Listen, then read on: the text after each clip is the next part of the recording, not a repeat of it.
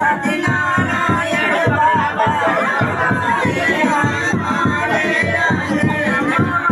लकड़ी बढ़िया के पिया सत्यनारायण बाबा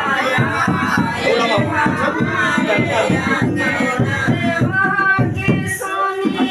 कृष्ण जी आए हमारे माँ के सोनी कृष्ण जी आए संगे राधा जी आए कृष्ण जी आए संगे राधा जी आए राधा की गोदी में